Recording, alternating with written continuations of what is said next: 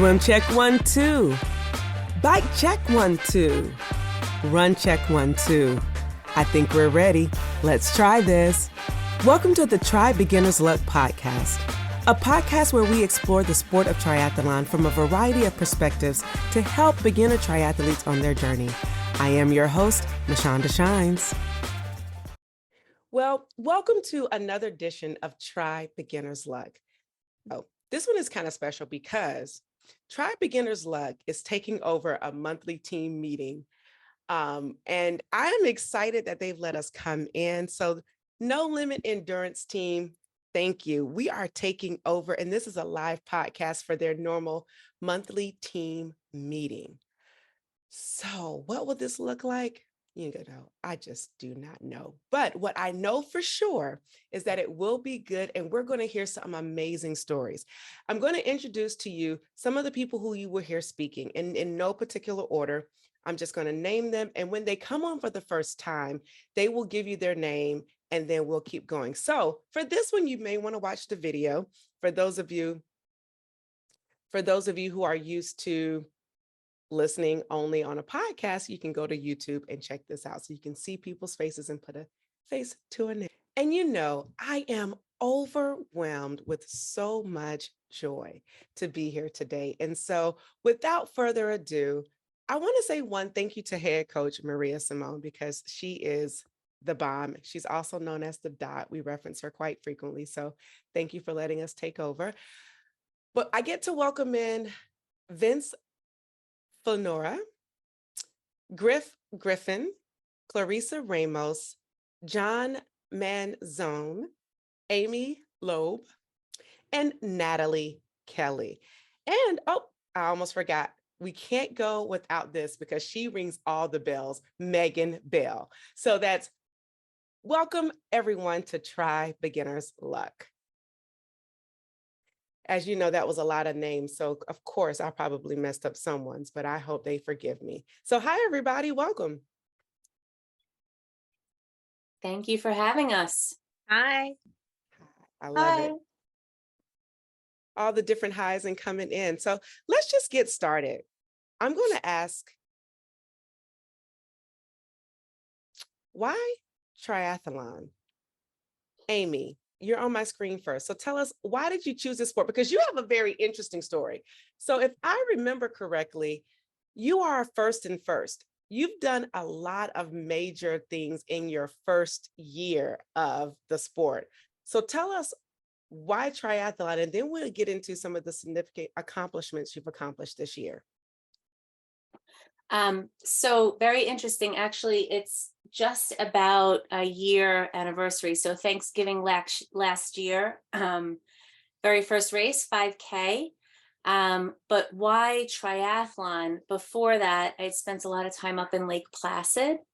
And I had been there more than a couple of times during the Ironman or the week leading up to the Ironman. And I just remember seeing these athletes and going, oh my God, look at these animals, and being so just blown away by them all, and the vibe. And I also remember very distinctly sitting in a restaurant looking over Mirror Lake and watching the athletes practicing their swim and thinking, yeah, that's not going to happen. So something clicked. I don't know what gave me the courage to try to do this, but I am in love. I'll tell you that much.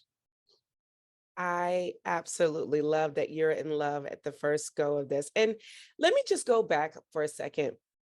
Everyone that we talked to today is a part of the multisport endurance community. So maybe they haven't done a full triathlon yet, but they've done a duathlon or they've done an aqua bike.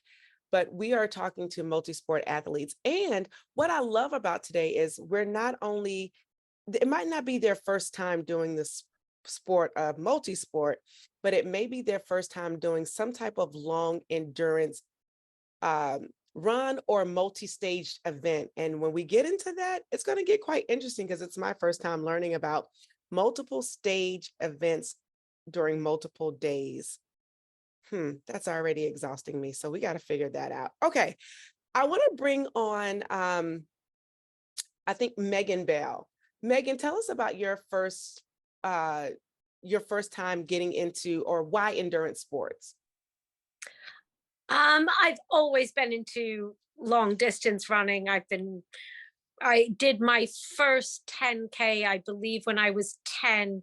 My father had died of a heart attack, and the community had gathered together and organized a 10K in his honor to raise money for heart research. And after that, I was hooked, and I've been running my whole entire life. Then during the pandemic, I ran 7 days a week and things got a little boring. So I switched it up and decided I was going to do an Ironman. Don't ask me why, I just set that as a goal. Couldn't swim, couldn't cycle, but ended up doing the Pan Mass Challenge. It raises money for Dana-Farber. 100% of rider raised dollars go to Dana-Farber for cancer research treatment. And I have a very young cousin being treated there at the moment. So 200 miles in 2 days, and just thought, bite the bullet and go for it. I don't know. There isn't much more to the story, just decided to go for it. And doing it for a great cause. So thank you for giving back. It's like giving, and yet you receive so much in return. And so you don't realize in the process of what you're doing. And then you're like, whoa, I just did 200 miles in 2 days, but I'm also building awareness for others so that they can learn about this beautiful sport. And so kudos to you for doing that. Vince, Finora. So the easy answer would be to say I have no idea how I got into it, but the long answer will be I was never a runner. I couldn't swim to save my life through high school. I was an ice hockey player, and that was about it. After high school, I became a heavy cigarette smoker, and just as I got older, just got out of any sort of fitness. Fast forward back around 2015, I quit smoking and decided I needed to channel my addiction somewhere else. So I decided to get into any kind of fitness I can get into. I bought a bike. I started riding a little bit. That turned into shoulder surgery, which turned into, hey, let's go do something a little crazy. Let's sign up for a triathlon, having no idea how to swim whatsoever. And I went from triathlon to 3 days after finishing my first sprint, signing up for an Olympic, doing my first Olympic, signing up for a half Ironman, doing my first half Ironman, the very next day signing up for a full. And I've been hooked ever since I jumped off the boat and into the water that first time. Oh, yeah. So jumping off the boat was your first race in New Jersey, perhaps? Yep. Ah, look at And you. I'm deathly afraid of heights too. So it was even more of a bigger whammy jumping off that boat. Come on, way to conquer your fears. Like you're like, I'm just going to go out and be wild. Let me just jump off the boat into the Atlantic Ocean and I'll swim and survive and escape. I love it. I love your story, because you transferred one addiction into, do we have to say it's addict? I mean, what's a better word than addiction for our love for our beloved sport of triathlon? We got to think about that, because is it addicting? It is. It really is. Okay, fine. It's addicting. We are addicted to this amazing sport. And so kudos to you for channeling your health addiction into the right way, and literally starting with a sprint and then gradually going to the Olympic and then the half and then the full. So we know you have plenty of first stories that you're going to share with us on today. Clarissa Ramos, you're up next, my friend. Why endurance sports? I'll be honest with you. At the time, this was maybe about 11, 12, no, probably more than that, more than 11 years ago. I was living with my grandma. I was looking at the newspaper, and somebody was advertising their 5K race. And I was like, oh, what's a 5K race? I was like, oh, you just run. Okay. So I call my sister and tell her, hey, do you want to do this race? Now, at that time, I didn't run. I wasn't a runner. I didn't run at all. Neither did my sister. My sister said, sure, let's sign up. So that week of the race, we decided, okay, let's start running. So we did the 5K.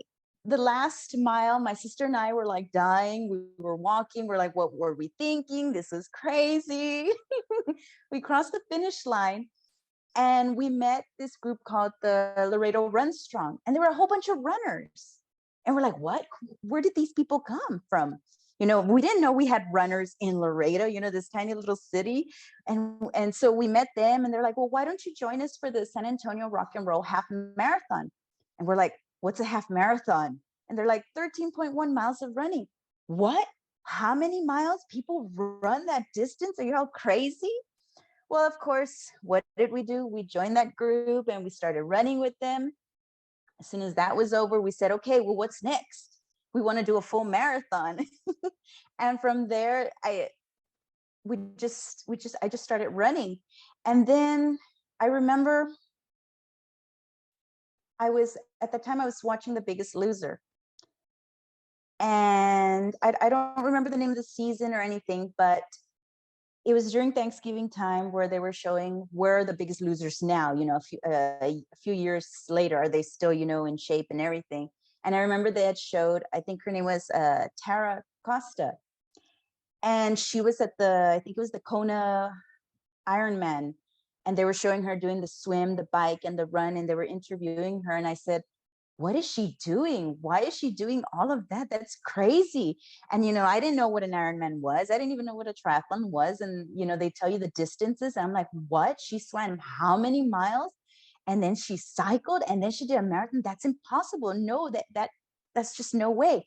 Oh, and she lost X amount of pounds. And I'm like, okay, well, if she can do that, then I can do it too. And I was like, well, wait a minute. I don't even know how to swim. I don't even own a bike. I just know how to run. But clearly you ran into your destiny. And what I'm seeing is this trend with this group. It's like, go big or go home. We don't play games with well, you're right, because it's no limits, right? There's no limits to what you can do. And I tell you, you guys, I'm still on jumping off a boat with the fear of heights and swimming into the Atlantic Ocean. I guess I got to get over that because I'm just like, well, how, what, when, where? Anyway, okay, focus.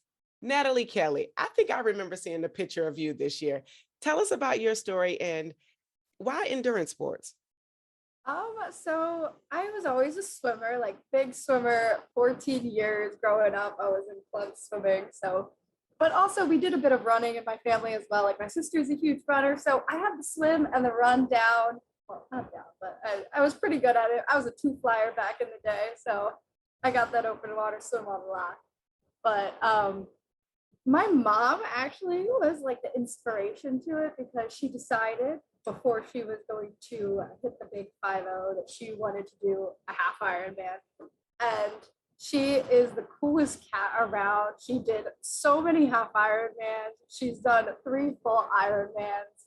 Like she is a bad bee, you know?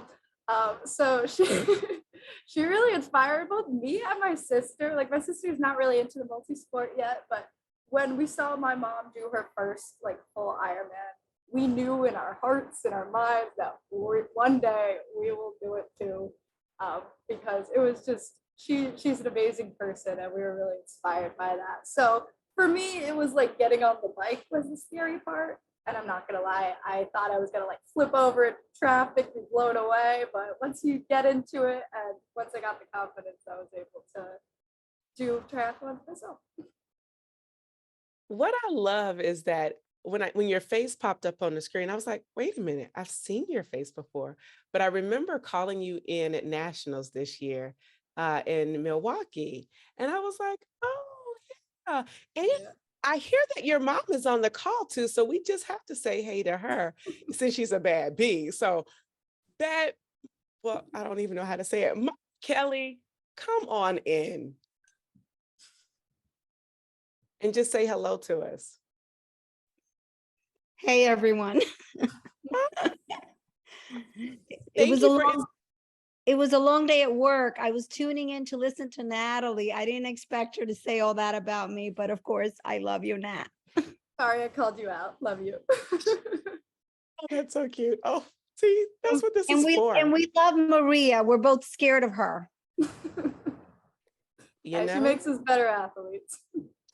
I think that's touche. Maria is a bad bee as well. And so don't mess with her or her peeps. Okay. Love it. Who do we have left? On the, oh, now this person has a very interesting story. So she got started racing at age 51. What? You can't tell me there's nothing you can do, and it's never too late to do epic things. Griff, welcome in and tell us why endurance sports. So somewhere in my late 40s, a group of women started riding bike, and I was the oldest person in the group. So, I'm sucking fumes at the end of the group, but there are a bunch of women. So it's all good. We show up afterwards, go somewhere, drink beer, eat food. It's all good. And at some point, someone said you should do a triathlon. And I was like, well, I don't really know how to swim. Anybody can run.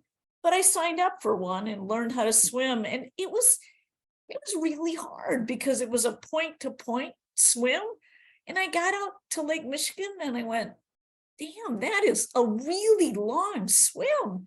And then the water was clear and I was getting motion sickness as I was like swimming because I can see the bottom moving and the waves. I was like, this is bad. And then I get out, we have to run like a half a mile down cement and boardwalk to get to the transition. And then we had to run up this hill to get to transition. And then we did the run and then we finished. And I was like, damn, that was so much fun, even though it was so much work. And the stunning thing for me was that I was kind of good at it. And I sucked. I absolutely sucked at every sport I did in high school. I was a bench sitting basketball player, worse in track and worse yet in gymnastics. And so my evolution from there was, how could I be good at this if I was so bad in high school? But anyway, I fell in love after that first one. And that's why people have to remind themselves that it's not about where you start or how you start. It's about what you do to get to where you need to be so that you can get to the finish and develop on the journey to who you need to be. And I think that's what triathlon does for so many people, is that it exposes who you are as you're developing into the person you want or are becoming. And you always were an athlete. You just needed to find the right sport.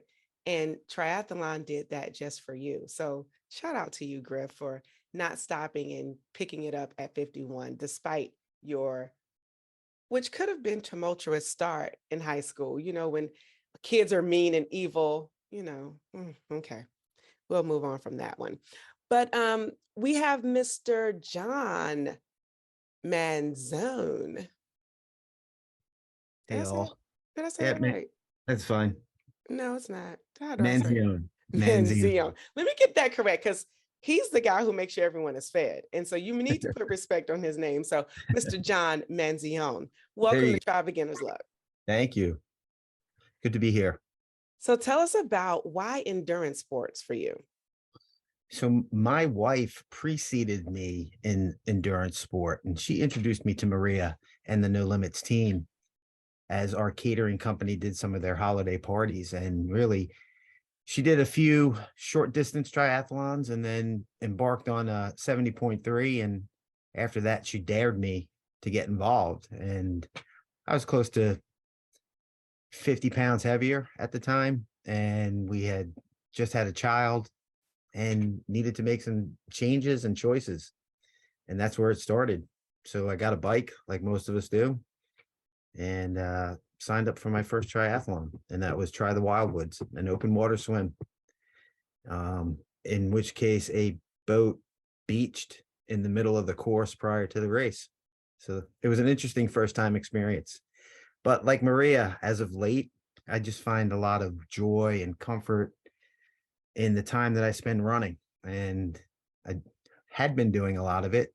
And why I'm here tonight is to tell you almost like the anti first time finisher. So you'll get to hear my story about my DNF.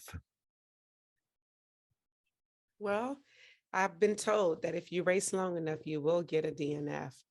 And sometimes if you just try, you might get that DNF, but it's okay. You just can't quit. Yeah. So, And that's what I want everybody to know. and I can't wait so we can hear some more of it. So, talking about first time, and we've gone through everyone now. So, at this point, if you want to share your story, just jump in and we'll just have more of a conversation flow. But what was it like at your first event, like the very first event that you went to? Take us back to your mindset. What was it like? If you were scared, the emotions, the feels, and how did you overcome and prepare for the second time that you did it?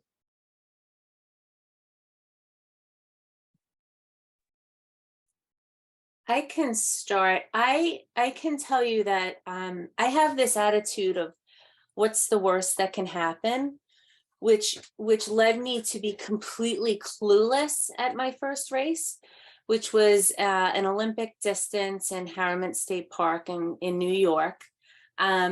It was my very first open water swim. I had never swam in a wetsuit, and yeah, totally clueless. So I got into the water and completely freaked out and ended up doggy paddling the entire swim, which of course led me to be the last one out of the water.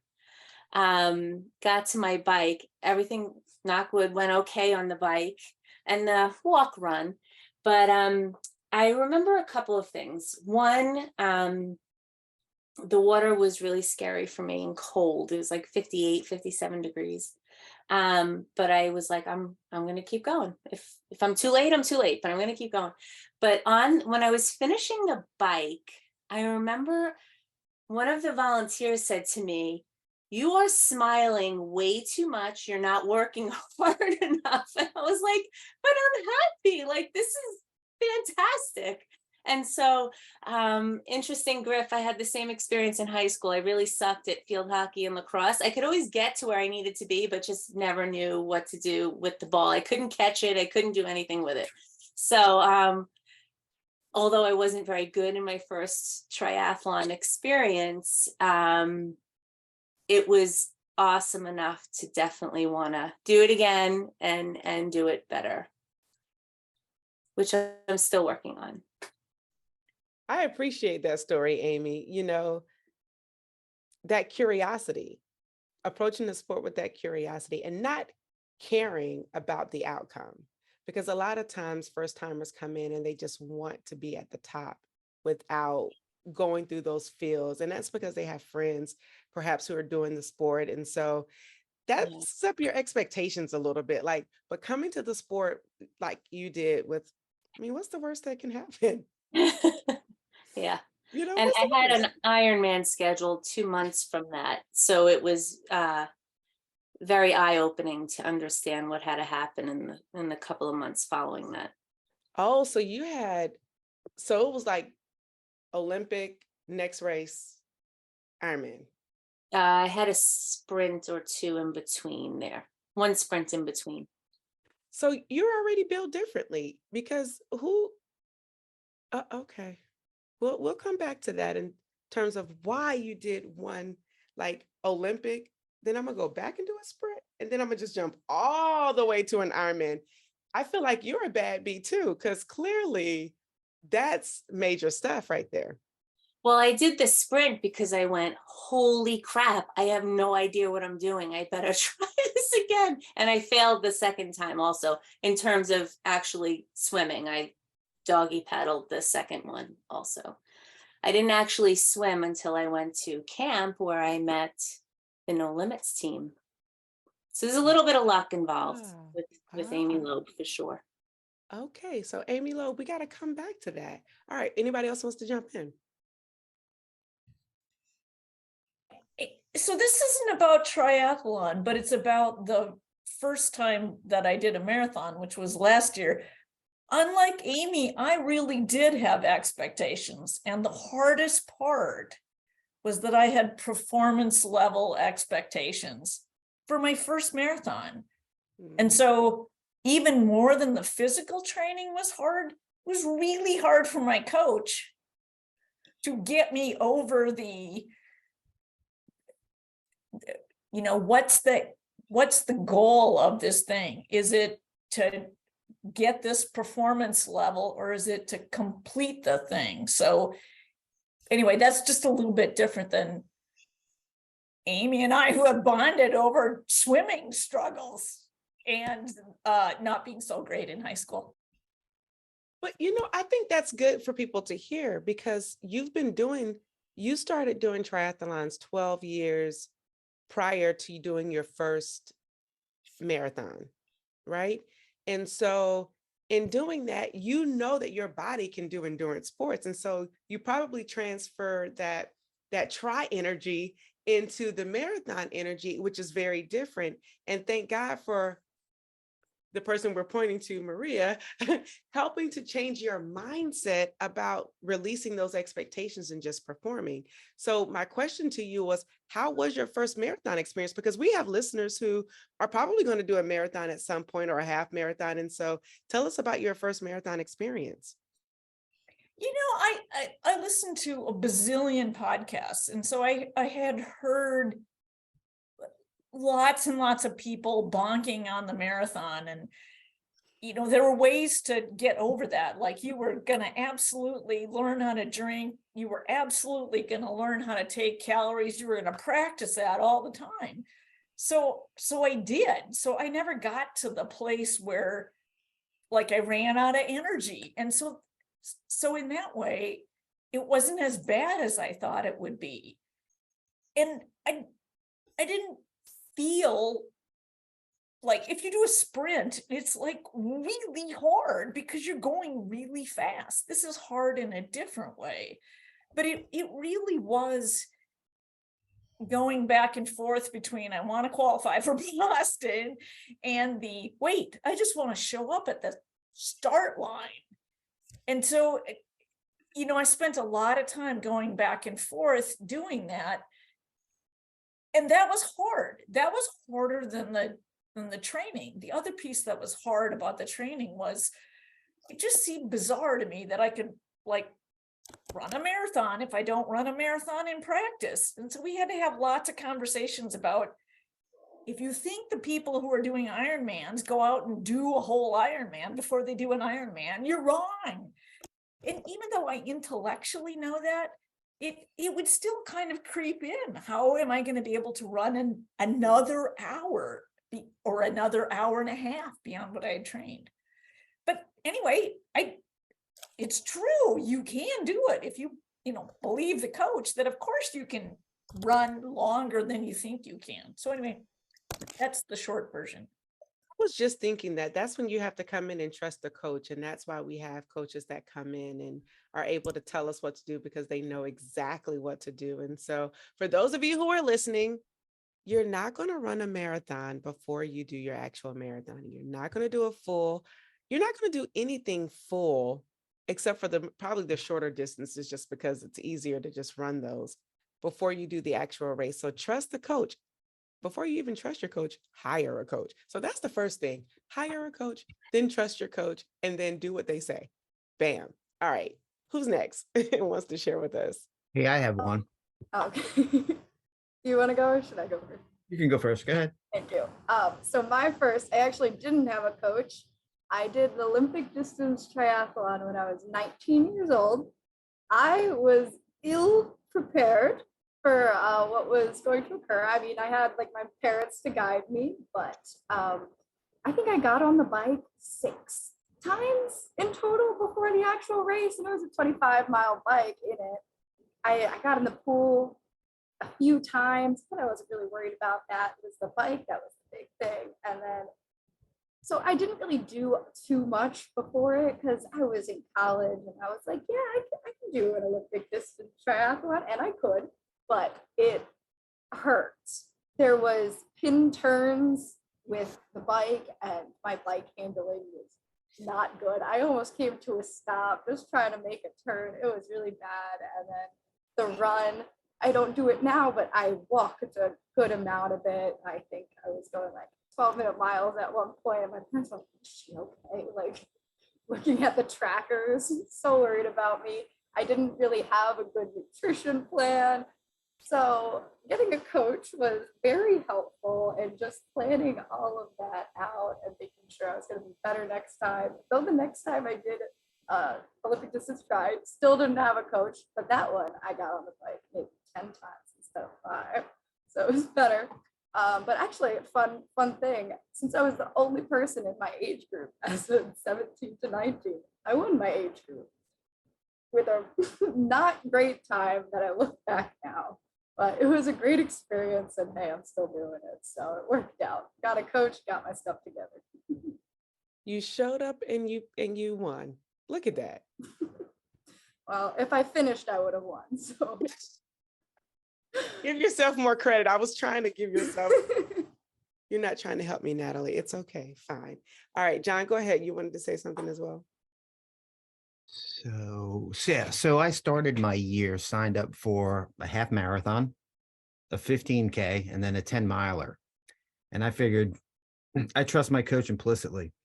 I figured that if I could do multiple half marathons in training, and then to complete the half marathon, the 15K or 10 miler would be easy, right? That all makes sense, doesn't it?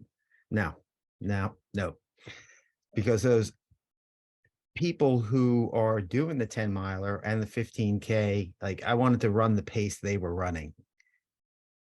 And that just led to not a good time at the end of the race. So, I'm living proof that you have to maintain your pace and race how you train, I guess, is what it comes down to. So that's my story there. Listen, that's a whole word, and we need to put a pin in that one, because I don't think people realize that when they get into races and they see people going a different speed, it's quite natural you want to do that. Like, that's a natural thing. You want to be able to keep up and you want to be able to go. But that's just, and as you learn, that's just not the thing to do. So if you're listening and you get into a race and you see other people going a pace that may be faster than yours, stick to your race plan, because that's going to get you to your successful finish line. So stick to your race plan. Thank you for sharing that, John. I appreciate that. Anybody else want to chime in before we move on to the next question? I would just say, just a comment related to what you just said, have a race plan. Facts. Very important. Have one to stick to. And that's, I went to Barcelona this year. I was signed up to do the Ironman, the full, and I'd had a few. I was supposed to do the half in Panama City, and unfortunately, due to some family issues, wasn't able to do that. Went to Barcelona. My swimming was great. My running was great. My bike was the only one I was concerned about, but I just done the 200-mile ride, so I was feeling confident there. And on the morning of the Ironman, I second guessed myself and said, nope, I'm going to take longer than the hour and 15 minutes that I had been training the swim in. And I put myself in the 2-hour corral. And I didn't get into the water until 9-10 a.m. And I don't know if you know, Barcelona goes out, right, out, left, back in. And when I went to make that last turn, the weather had turned and we had 5-foot waves. And I swam in place for an hour and a half until someone came up on a jet ski and said, you're out, honey. And I would not. I'm like, no, just please let me do it longer. And they said, no, your time's up. You're done. So it was a huge lesson for me not to ever second guess what I think I can do. But I'm going back next year. Don't think I'm not. It's now me against the Mediterranean Sea, and that's it. You need to wear a shirt that says it's me against the Mediterranean Sea. And I feel like the Mediterranean Sea was a little disrespectful. So I may hit it for you because I don't think that should happen. But I think that's a good lesson. Like knowing that for the season you were going in with a 1:15, time corral, and second guessing yourself totally changed the course of the day. And for whoever is listening, trust you. You know you better than anybody. I mean, and your coach, because they know your times and they know what you can do.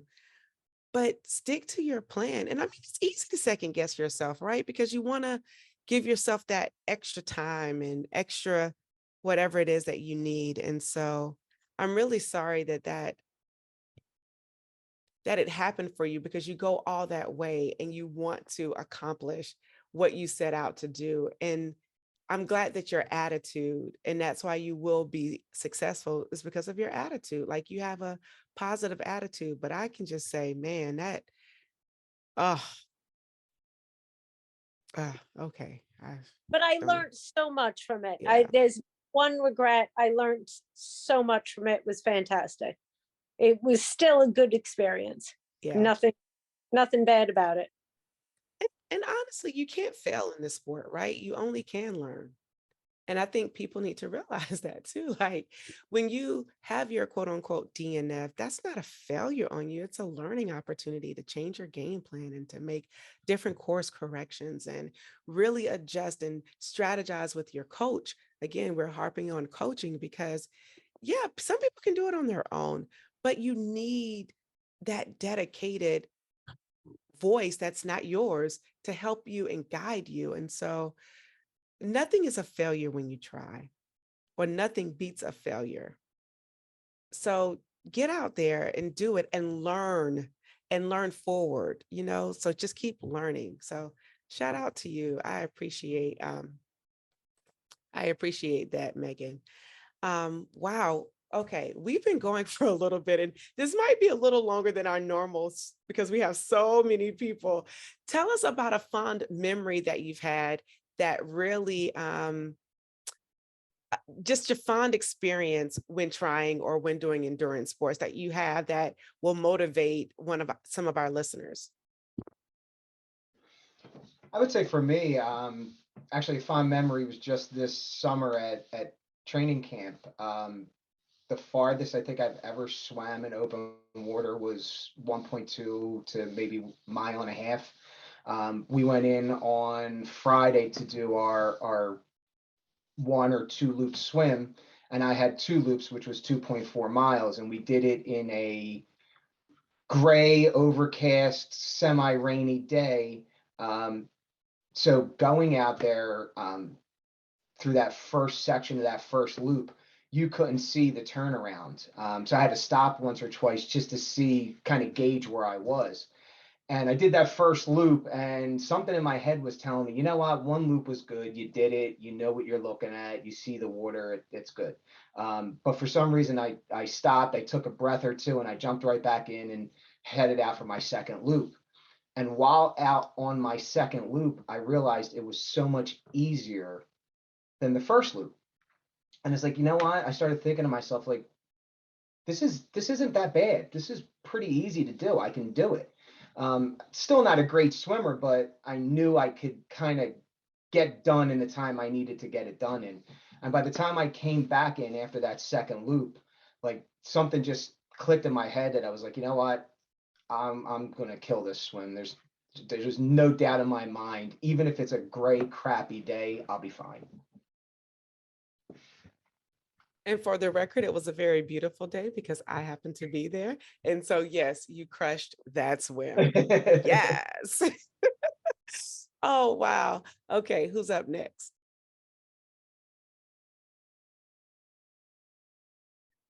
I could go. My favorite part of the multi-sport triathlons is the swim start. So I know a lot of people are like freaking out at the swim start, but I take it upon myself to make friends. So especially if it's in waves. So if it's all girls from my age group, which is I'm like 20 to 24 right now, but I'm about to age up. And so actually at the World Championships, it was like the biggest group of girls I've ever seen, because there's not a lot of girls my age that like do this. And so it was really fun. And we were all like talking, laughing, just like having a good time, getting ready for the race. So many people were smiling, but also getting like into it. And they were playing music. So I befriended some Portuguese girls, did not speak any English. I do not speak any Portuguese, but we were dancing and having a great time at the start. And it was a really neat experience, especially because as we were getting in the water, the announcers were saying that, hey, we are the future of the sport. And they probably wouldn't see all this dancing tomorrow with the men. So the swim start is always my favorite. I always make a point of befriending people and checking them out for the rest of the race to see where they're at. I love it. So you're the person that's talking to everybody at the start of the race when they're just trying to be zen and calm. And here's Natalie. Hi guys, how you doing? Well, I love especially if it. it's like all girls, like we're all like, hey, how's everyone doing? How'd you get into this? And then we just like end up talking. You're right. We do end up talking. I was just thinking when you were saying that, I was like, there's really no language barriers when you try. You know, because at the end of the day, you can find some common bond to like talk to them about, and it just makes it really cool. Clarissa, I think I want to ask you, what's your fond memory? I feel like you got some stories to tell us. One of my fondest memories, there's just so many. I would have to say the Rocky Raccoon 100 that I did this past February. Well, yes, that was my first ever 100 miler. The first time that I actually had a crew that were my friends. And I'm going to tell you, there's nothing easy about running a 100 miler. No, there's nothing. And I had trained my crew so well, thanks to Maria. She told me, she gave me the 100 miler Bible, and I created it and I went over it with them, you know, the do's and don'ts, you know, when to give me food, when to give me water, what to do if I'm negative, or what to do if this is happening, you know, to always be positive. And it just seemed, everything just seemed to fall into place. I had my sister running for the first, I guess it was miles 50 to 60 with me, the first 10 miles. Then I had my friend Fernando do the next 20 miles. Then I had the last 20 miles with my friend Edis. But they were all so positive. They were like, come on, you can do it. Mishanda, it was cold. The race start was in the low 30s. I was breathing, and you could just see the cloud of frost coming out of my mouth. You know, it wasn't until the day that it got a little bit warmer. Then at night, it went back into the low 30s. I thought I was prepared with clothing and everything.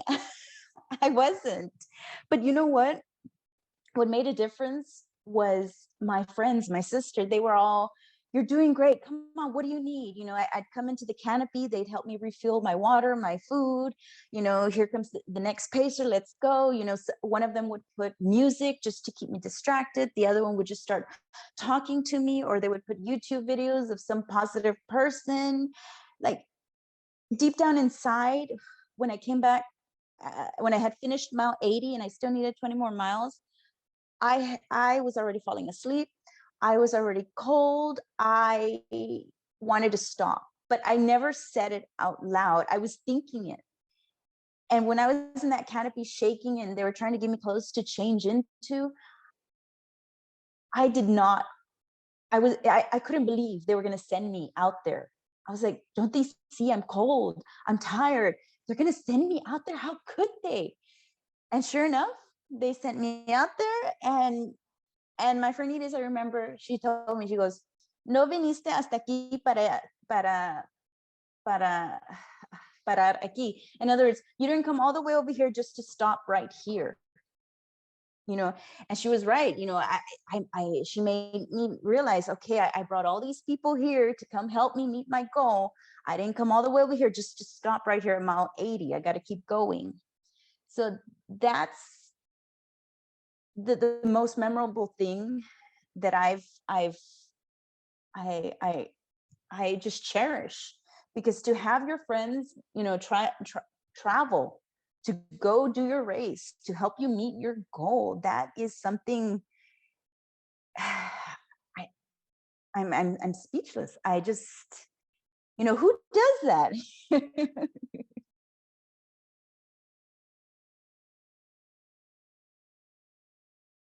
Yep, that's it. Who you didn't come all this way to stop here, and I'm glad that that story worked out for you. And having the right people surround you, as we know, is so important. And so sometimes your friends don't understand what you do, and sometimes you just have to invite them in so they can know what you do.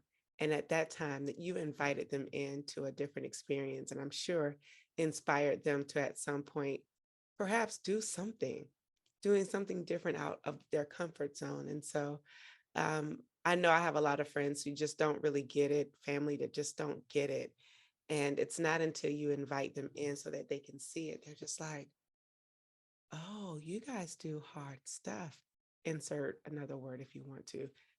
You know, you guys do hard stuff. So I love that story. Thank you for sharing. Um, is there anybody else that wants to share really quickly?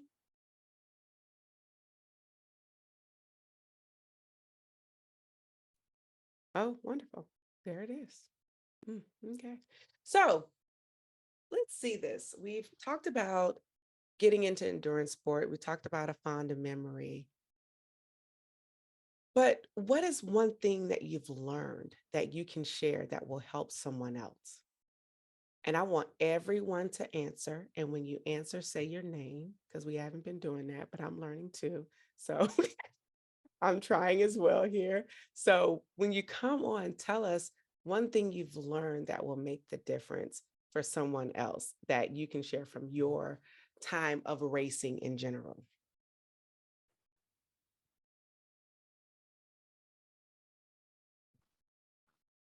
So I guess for me, I think I kind of learned two things.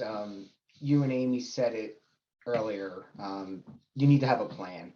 If you don't have a plan, if you don't have a game plan on how you're going to attack the event, you could finish, you can get it done, but it may suck, it may be hard, and you may not have fun. I can tell you the first sprint, Olympic, and half that I didn't have a real plan. I thought I had a plan, but it definitely was not a full plan, and it was just kind of an idea.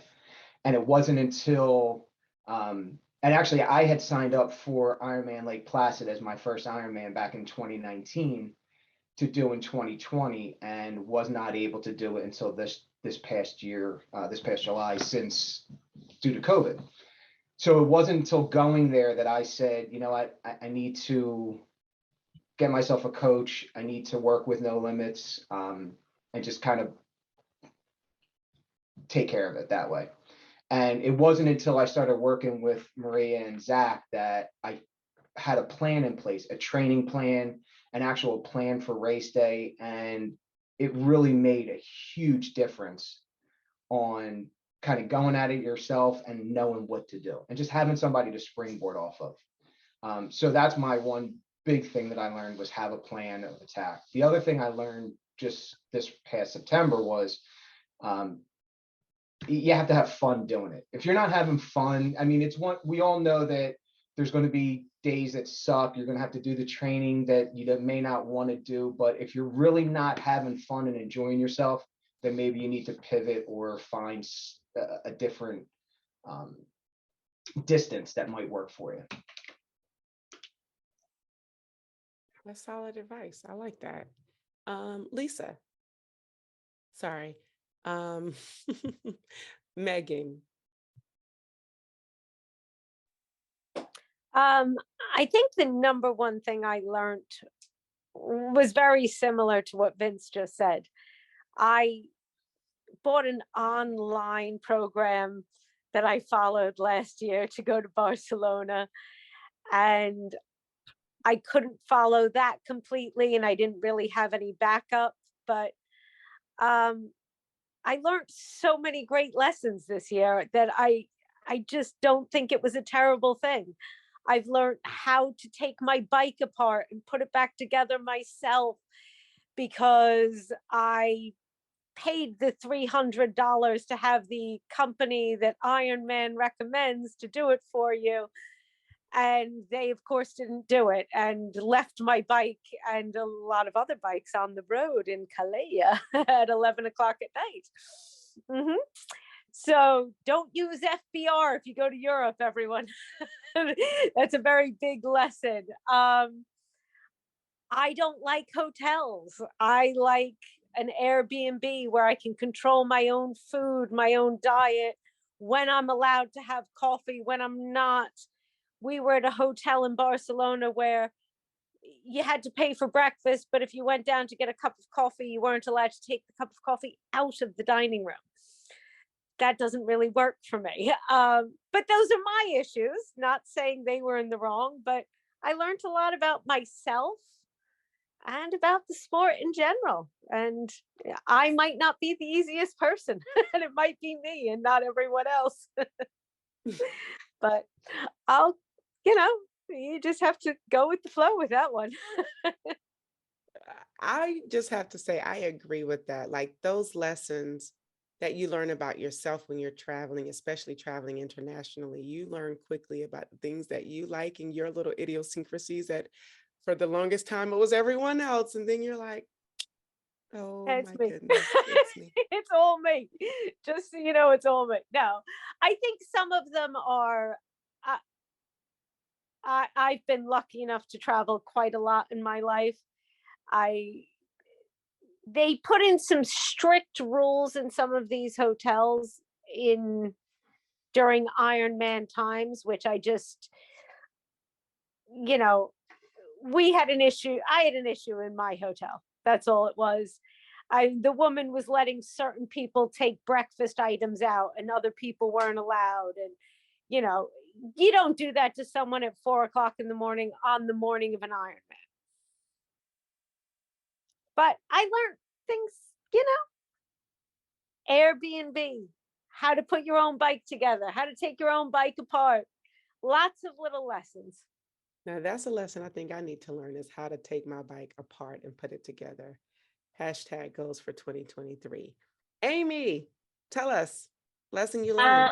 Yeah, I totally agree with Vince in having fun is critical. Smiling, taking it all in, because it's such a magical experience, or it can be. The other thing I learned and I think is very important is, yeah, we're a lot, us triathletes going through this process, meaning it's a lot of time, it's a lot of focus, it's a lot of storytelling, it's a lot, like we're just a lot. So just remembering to thank all those people that are helping you along the way, I think is just something that I think they appreciate and hopefully will continue to support us as we go through this journey. Coaches included, family, colleagues at work, friends, and so on. You know, the friends that you haven't seen in months because you're training. It's a lot. So that was a big lesson for me.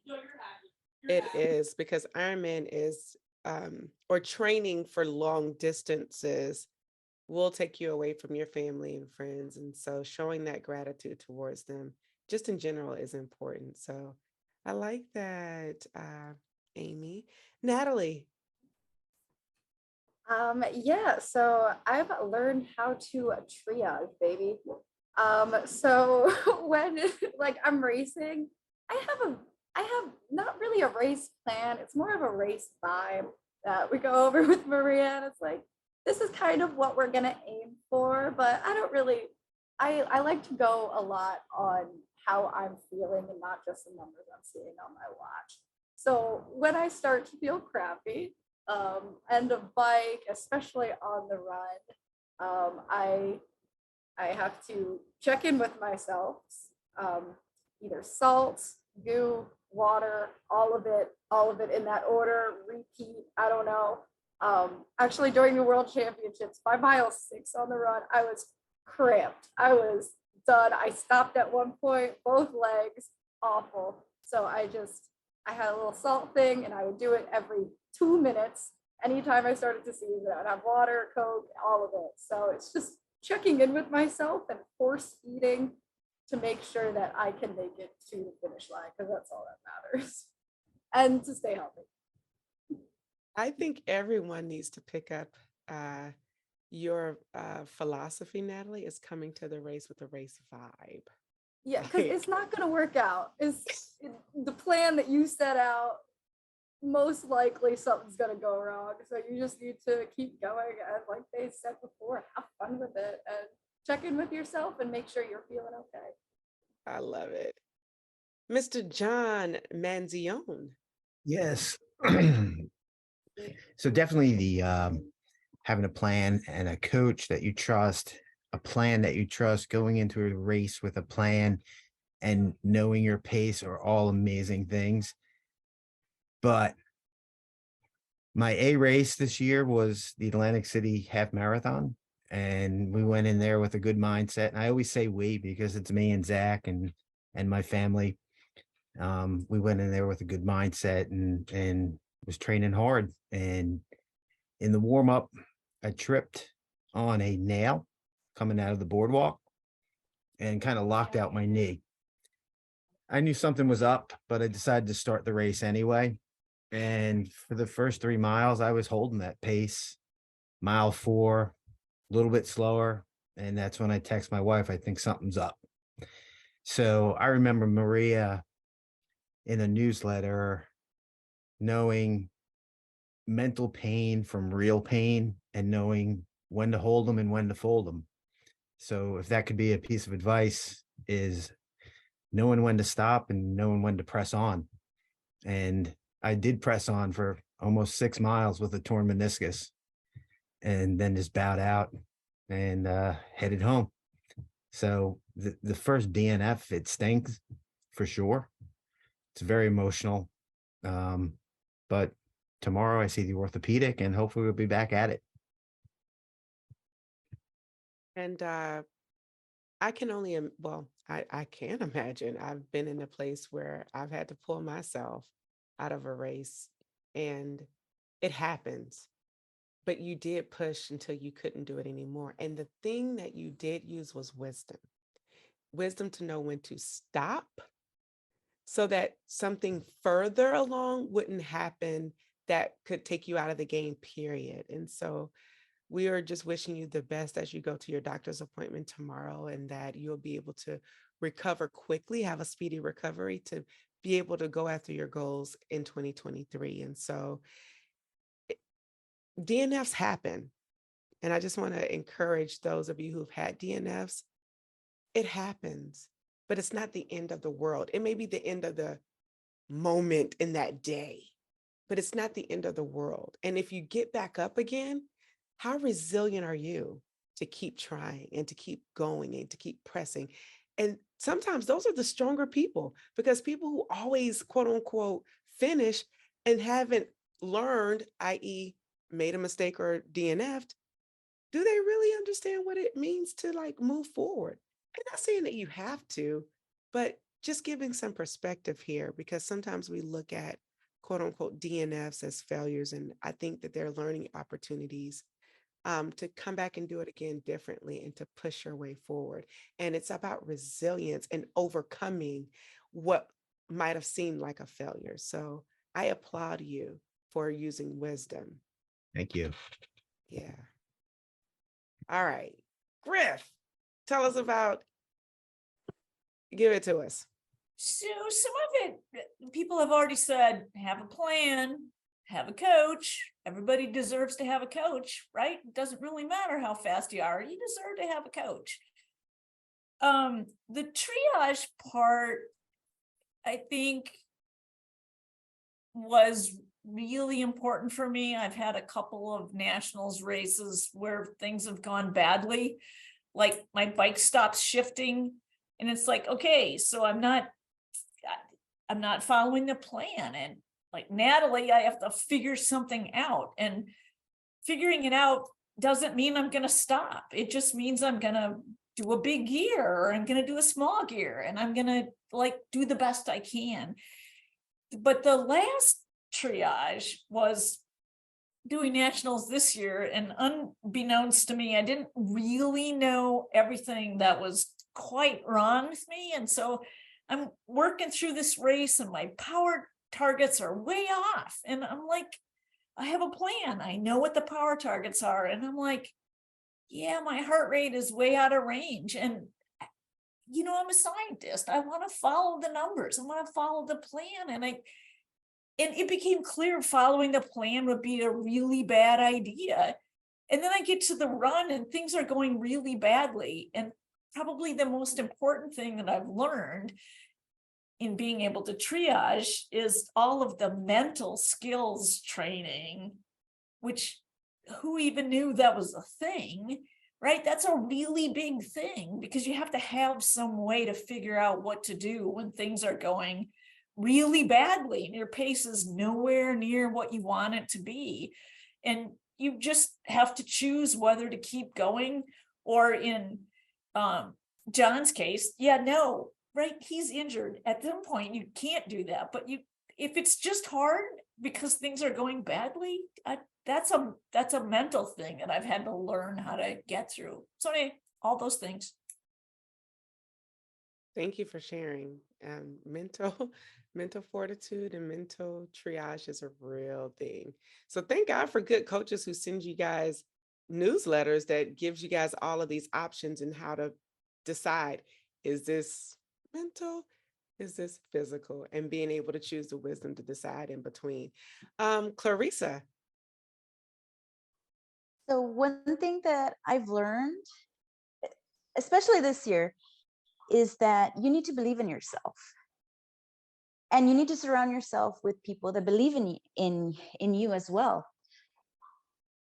I just recently did the Trans-Pecos Ultra multi-stage race, and I didn't start panicking till maybe 2 weeks before, when I finally realized, oh, I need to run 7 days in a row, X amount of miles. Wait a minute.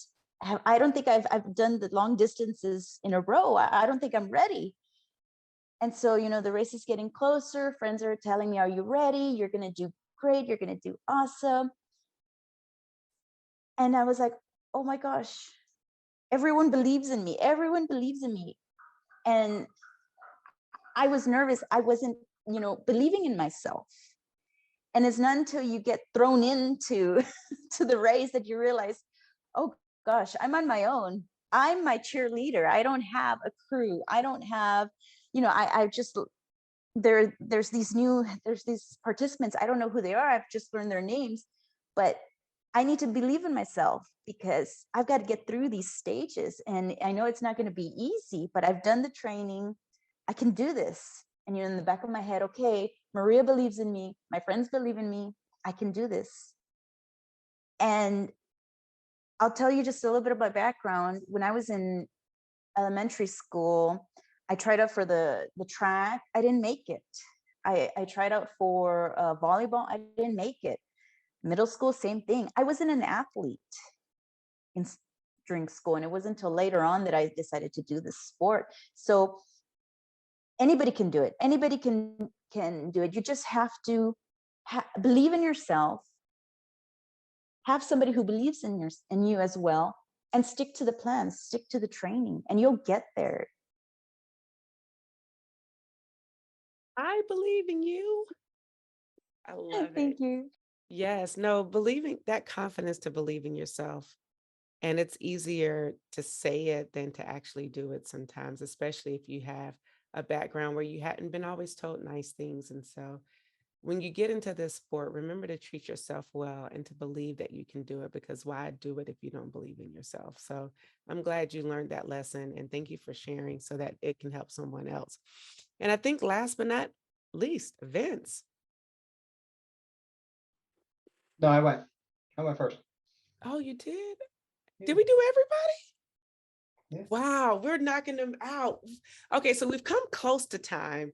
We're a little over time, but I think that it was so important, and we won't do rapid fire this time just because we have had such good information to absorb, and we don't want to do overkill, but we got to do this again, Maria. So I hope that we are able to kind of do this again because these stories were good, and it's easy to get lost into everyone's story because there's so many good stories, and we only I feel like we grow when we hear someone else's story because we can hear from their lived experience and not make the same mistake.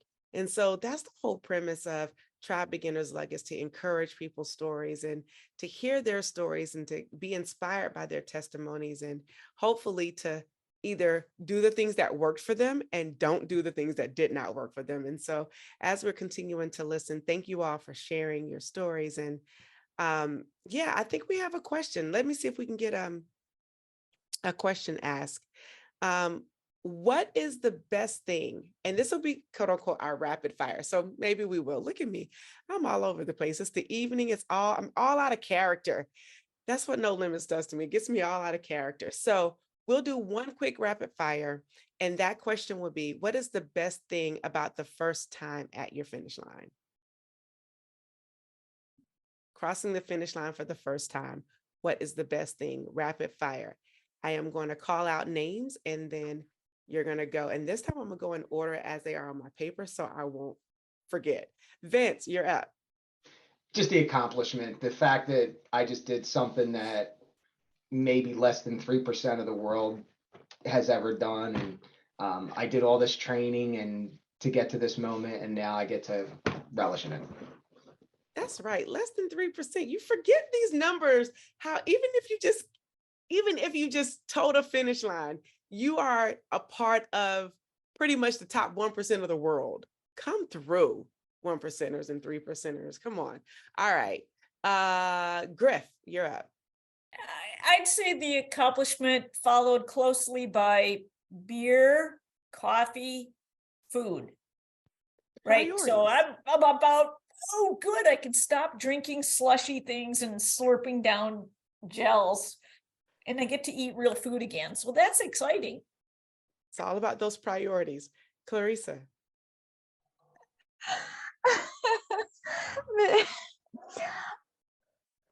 Like I told you, it was 7 days of just running. The last day, it was 56 miles. It was, I think, 2:15, 2:30 in the morning. I was high on caffeine because I didn't want food anymore. So I was just taking caffeine. And I remember the finish line was up this little hill. And I was like, bastards, why would they do this to me? Why? And then I just hear two people behind me, like further back. I'm like, oh no, they're not going to pass me. They're not going to pass me at the finish line. I get to the top, I cross the finish line, and all the volunteers are there clapping, and the other athletes that had finished already were all clapping. And I remember stopping, and my mind was still going 100 miles an hour, but I had stopped. And so the race director goes, Clarissa, do you have anything to say? And I just froze. And still trying to process everything. And then they thought, okay, she's got nothing to say. And then after a while I said, yes, I do. And I had to tell them, thank you. But I just couldn't process that I had just finished the race. Like, I couldn't believe it. I was in shock. Like, that's it.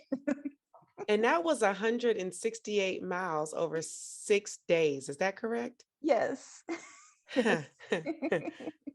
So let me just give you guys the quick stages real quick. So this particular race is called Trans Pecos Ultra, and it's 6 stages in the at Big Bend Ranch. Stage 1 is 6 miles, stage 2 is 26 miles, stage 3 is 26 miles, stage 4 is 26 miles, stage 5 is 26 miles, and stage 6 is 56 miles. Okay. I would have froze too. I love it. Thank you so much for sharing. John. Ooh, yeah, I think first time finish line is seeing the kids and the expression on their faces that dad did it all that time, and they got to see the icing, and that's really what it is. Come on, you're the hero. Come on, Dad. I love it. Amy. I love the rush, the adrenaline, the feeling. It's just, it really just feels so freaking good. Finish line it feels good. Okay, Natalie. I mean, crossing the finish line is fantastic, but my favorite part is always like once I shower and then I get to the bar, I drink a mimosa, I have a burger, and then I post a cute picture with my medal. And speaking of which, she does have a cute picture with her medal. I'm like, how does that? But come on, when you're 24, you definitely know how your angles because you come for the vibes. That's it. Megan Bell.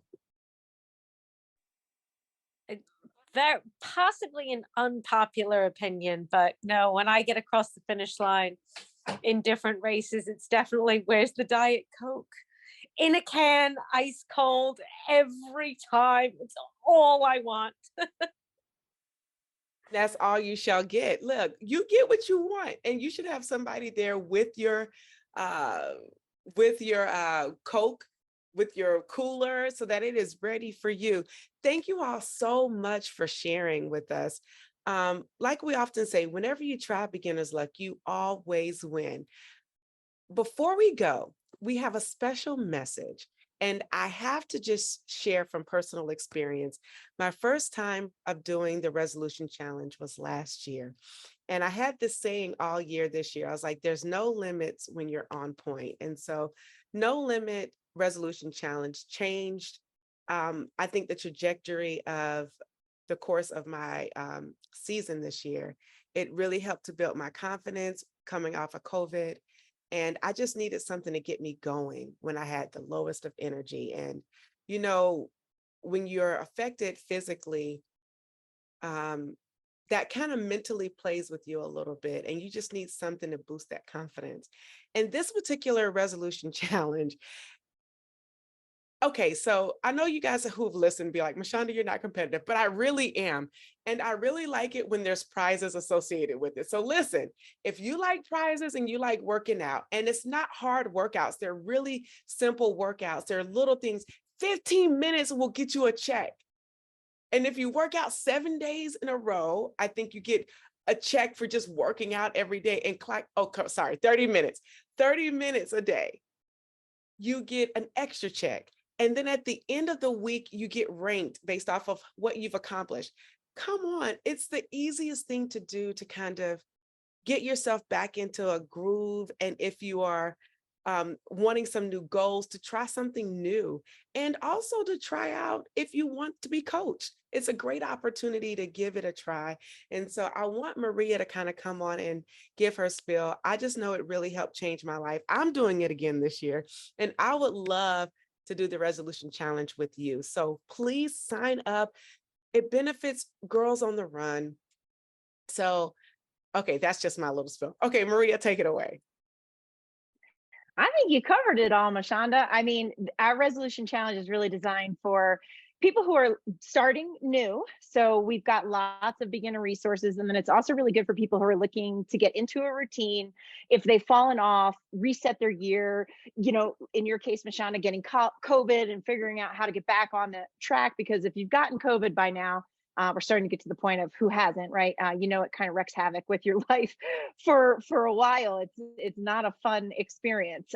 So it's good for that. But I think for me, the biggest thing is, we want to give you the gift of sport, but we also want you via your entry fee to give the gift of sport to these young girls. As a young woman, as a young girl, running really saved my life. Really, it was crew, but running as a part of rowing really saved me from some really horribly destructive teenage behaviors.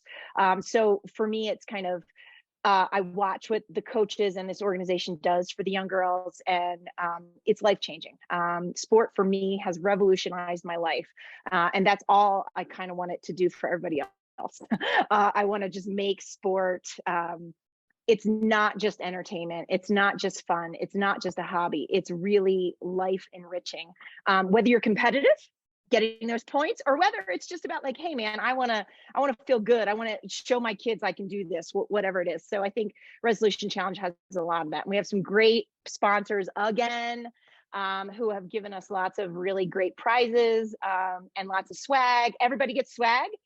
Top points getters gets prizes. So we're hoping you join us. You can find information on our site at nolimitendurance.com. We have some information there about the Resolution Challenge, or you can reach out to me, Maria, at nolimitendurance.com. And I'm happy to answer any questions you might have about that. But I also, while I have the mic, Mashonda, I hope you won't mind, I just want to give like a huge shout out to my amazingly awesome team. I am sitting here listening to these stories and looking at the other names of the people who are on this call, like, oh, that's a good story too. I wish we could have 25 stories, but obviously it would take a lot of time to do that. But I just love every single one of you, and hearing your stories and seeing your Medal Mondays that we do. And it really just keeps me motivated as well, because by now we know on our team, we say a lot, motivation is crap, because it is, right? Like, if you think about it, most days when you wake up, are you motivated? Not really. It's not like, yeah, I can't wait to get into this 60-degree pool water or whatever it is, most of us need a little tug, but we're determined. And I think that's when I listen to all these stories, like I just hear people who are determined to figure it out, to get it done, to set big goals, whatever they might be. And what's cool too about a lot of these stories is a lot of you have done a variety of different things and you're trying new stuff. So always trying new stuff, keeping that beginner mindset, I think keeps the sport fun. Like if you're constantly keeping that beginner mindset, like what will this be like? What will I have to learn here? I think it keeps sport fun. And I also want to give big shout out to John and Megan, both willing to talk about DNF, because I think it's treated like a dirty word, like this shit, like, like when somebody has cancer, right? Like, oh, they had a DNF, like, dude, it's not a stigma, like it's shit that happens. Like you race long enough, you race hard enough, you're going to DNF. It's not an if, it's a when. And hopefully it doesn't end in a meniscus tear, because that does suck. But, but you're either going to DNF because you get timed out, or your body times out, or something happens. And I don't think there's any shame in it. I don't think there's any shame in setting a goal that's so big you might not get it. Because if you set a goal that you can get, that like, I'm going to definitely finish this thing. It's like a grocery list. Like you're going to go get some bread and milk, right? Like, but a goal that you might not achieve, dude, that's a real goal. Granted, we like to help you prevent failure. Like, I don't want you to get that DNF. But in my view, it's only a failure if you don't get up and try again. Like if you don't get up and do it again, then you have failed. But if you get up and you try it again, whether it's the same exact race or a similar race or whatever it is, you're not failing. Like Megan, your story, like you're just learning, like you're figuring stuff out, like believing in yourself and knowing like, dude, I'm getting in that 115 line next time. And if you don't, we're coming for you. Like, that's it. It's a 115 line. That's it. Anyway, I really went off tangent there, but I want to thank all of you guys for coming on and sharing your, Mashonda's like, yeah, no shit, you always do. But I just want to thank all of you guys for coming on and sharing your stories. Cause I know some of you I prodded too. So sorry about that, but like, pook, why don't you come and talk to us? But I think it takes a lot to share your stories, but I think people get a lot out of hearing from other athletes who are just like us. We hear the pro athlete stories all the time and they're amazing, but sometimes it's hard to like relate to running 5-minute miles. Like, oh, okay, well, I'll just go do something else then. So I think sometimes it's good to hear from people just like us, so thanks for sharing. Well, this was great. And Maria, you did fine. And thank you for sharing what you did share, because whenever you try beginners luck, you always win. I mean, to get out there takes courage. It just does. And so I love that. Okay. Be sure to like, post, retweet, reshare this podcast. Leave us comments. I know we have a bunch of new listeners. Thank you, No Limit Endurance. And we're just so excited to have you. And be sure to tune in on Wednesdays, where our podcast drops on Wednesdays. And we just look forward to continuing to share. I'm Mashonda, and we're out. Peace.